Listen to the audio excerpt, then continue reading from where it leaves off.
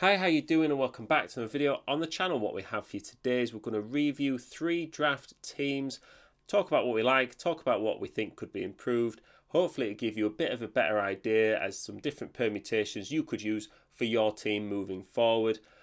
If you are new to the channel, please do like and subscribe. It is free and it'll keep you up to date in contact with all of our FPL content throughout the season. We did finish 25k overall last season, so we do have a reasonably good track record in recent history. So let's take a look at Team 1. And as we get it on the board, I think it looks okay, to be honest. The team value here, or team rating, was 89% on Fantasy Football Hub. That's a little bit low. Usually what we'll try and do is we'll get it into the low 90s, and then at that point there's certain things you can't really take into account. Defensively, it looks really good. I actually have that back three in my current draft as it stands, and I think they're reasonably solid. I think Vardiol and Saliba especially, whether you want to put in someone like David Raya into goal instead of Saliba as a cheaper way of getting into that Arsenal defence, David Raya is 5.5 million, then you could maybe use someone else for a defensive slot instead of Saliba and actually save money there. That's up to you. But the midfield also looks really good as well. Whether you think Foden is going to start, from kind of being on international duty, he's not featured loads in pre-season, is he going to start from the get-go, remains to be seen. But the midfield looks really good. The key absentee for me is that there's no Mo Salah. The value is 100 million, and it does leave us a little bit difficult to kind of move away from. Let's say Salah goes and scores a hat-trick, or Haaland goes and scores a hat-trick, because there's no Haaland there either in game week 1. How do you get to them? So the strengths is that you've got some big hitters in there in the sense of Palmer, Foden, Saka. I would even say Isak, maybe Ollie Watkins. You've got quite a few big hitters. None of the top, Salah and Haaland are really the main ones that are missing. Kind of got everybody else. And they do come from a variety of teams, which is quite good to sort of spread them about a little bit. You've got a double Newcastle, double Man City and double Arsenal. But other than that, it's quite spread out in terms of, you could counteract different teams' forms. Maybe you've got some players who maybe aren't playing, and it's not going to affect your whole team if somebody sort of loses a game or two. And you can also rotate captaincy, which is a strength, but can also be a bit of a weakness sometimes, because how often do we get the captaincy correct? How often is our captaincy choice our highest scoring player in our team? It's not very often, really. The weaknesses for me is there's little strength in depth. You're struggling on the bench a little bit. Now, in terms of your bench players, you don't really want too much money on your bench, so it depends what you want from it. If you just want someone who's going to come in, get you 1 or 2 points, that's absolutely fine. This is probably the bench for you. Put more money in your starting 11. If you want a bit more of a well-rounded bench, sort of a strong 12, 13 players, you maybe need to look at maybe downgrading one of your defenders into a 4.5 million defender, maybe someone like a Conser, and that can give you 1.5 million to bump up maybe your midfielder from Winks into someone else. There is also no Haaland or Salah, which we've touched on. I think for me, depends how much you want to sacrifice the rest of your team to get in someone like Salah or Haaland, but I know that Team 2 does have one of those players in. So on to Team 2, and as you can see, we do have Salah in this one, and the captaincy is on Salah as well. I do think it's important, because someone like Salah, if you're going to have him in your team and he's going to be such a premium asset, going to cost you a lot of money, you do really need to be prepared to captain him as well in order to make the most of those points. If you're not going to captain him, you're not going to get the most out of him. Do you really need to spend all that money on him? So overall, the team rating here is 92%. Now that's more like it. That's the sort of team rating we are looking for, that low 90s. I think if you can get your team low 90s, take it. That's fine. Don't try and get it too high necessarily, because then you take out some of the intangibles that the data can't always legislate for. The defence doesn't look as solid as the one before, but I guess if you've got Salah in your team, you've probably had to make sacrifices elsewhere. Still got Saliba in. Again, maybe you want to look at having Raya instead, then you could possibly upgrade someone else. But Anderson was pretty good choice. People are saying, what if Guéhi leaves Crystal Palace? Well, Guéhi only played once under Glasner last season, and that was in midfield. So actually, the Crystal Palace defence doesn't involve Gehi actually, so they shouldn't be too affected if he does leave for someone like Newcastle. Anderson should still be a pretty solid pick. The midfield looks good as well. There's no Saka in this one, but you have got Son instead. You could be choosing between either one of them. I think Son's got a good fixture to start the season with Leicester, even though it's away. A newly promoted team, you'd like to think that Spurs could get some goals there.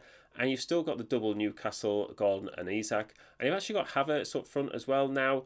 Depends who Arsenal sign, if they sign anyone. If they don't sign a new striker, Havertz probably is the player who's going to start up front for them, and did show last season that he was quite good. Now he's moved from a midfielder to a striker. He is less of a solid option because you're losing those clean sheet points that you could get elsewhere. So the value is 100 million, and like we say with the team previously, it's difficult to kind of move away without downgrading. And you know, you can't, like, let's say you want to get Haaland up front. Well, that's quite hard to do. You'd obviously have to get rid of Salah. So it is easier than the previous team because you've got more money tied up in one player. You can just transfer that player out. It takes you less moves to upgrade elsewhere. The problem you'll have is that you try to decide on Salah or Haaland, or you're looking to sort of really dissect your team a bit more, in which case are you going to take points hits on your teams. So for me, the strengths are you're not getting many clean sheets anyway, so do you even need premium defenders? They've kind of changed the bonus point system a little bit in FPL this year, whereas attacking returns for defenders don't quite count as much for bonus points.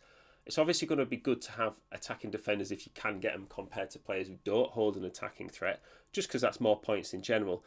But I don't think it's as important to have a fully stacked defence, just because we saw last season there wasn't very many clean sheets. I think there was like 50, 60 less clean sheets across the season as there was the season before.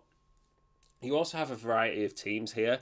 We've only got a couple of double ups really, and then everyone else, you've got one Spurs, one Liverpool, one Chelsea, one Villa. You know, they're all teams at the top of the table, plus your Newcastle and your Arsenal players. You know, they're all good teams, and you do actually have one big hitter, like a proper big hitter in your team in Salah. The weaknesses for me, as we've talked about, it's difficult to move on from players unless you want to take out Salah or fully destroy your team. And there's no Haaland either, so it's whether you think Haaland is worth that extra money, whether you think you'd rather have Salah and 2.5 million in the bank compared to someone like Haaland. I guess it's personal choice. So the final team we're going to look at today is on the screen now, and it does involve Haaland and Salah, which is pretty good. The team rating though is only 86%, which does beg the question, you know, do you sacrifice too much in the rest of your team if you get in Haaland and Salah? What this person's tried to do here is they've sort of padded out the midfield with a lot of 6.57 million players, and I actually think it looks all right. The value is 99.5 million, so it does actually leave you a bit of room to upgrade. Now, defensively, we've got Lewis Dunk in there. Anderson we've talked about, and Pedro Porro does provide attacking returns potentially. I quite like Garnacho and Rodrigo.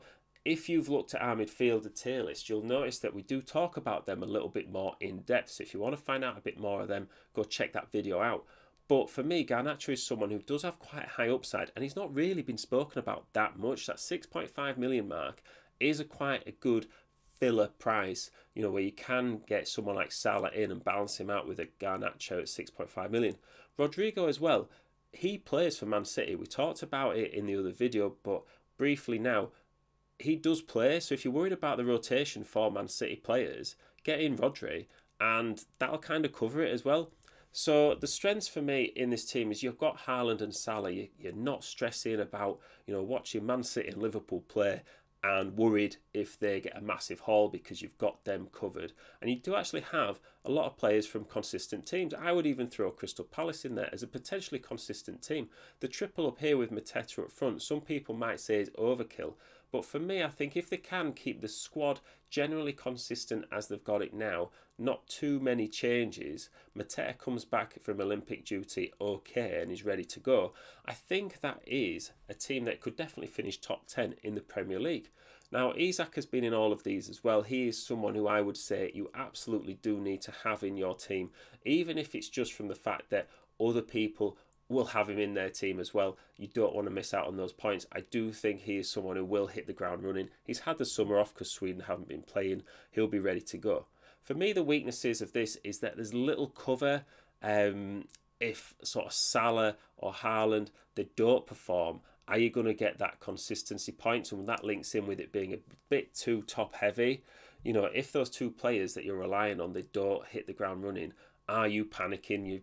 Could you get a week where you get 24 points? Everyone kind of scores 2 points. That is a concern for this team. I think it is really tough to decide whether it's Haaland or Salah. I probably wouldn't go for both. I probably would lean for Haaland if you can afford it without having too many problems, just because they play Ipswich in that second game week. I know Liverpool play Ipswich in the first game week. Tough to be Ipswich to start the season. But I think if Man City played Ipswich in the first game week and Liverpool played Ipswich in the second game week, everyone would have Haaland in the team. So what you've not got to look at is this sort of blinkered first game week approach, and then it gets to game week 2 and you think, oh my days, Haaland's playing Ipswich, I can't get him in, and then you're stressing for that game week, and after 2 game weeks you're nowhere. So try and have a bit more of a medium term approach when picking your squad. All 3 of these squads look pretty good to me. They've all got lots of strengths. They've all got a couple areas where you could say you could improve, but that's a matter of opinion. So let me know what you think. Is there any teams you think would be better than these? Is there any players that you think have been glaringly missed out in any of these teams, or any team that you think stands out above the rest?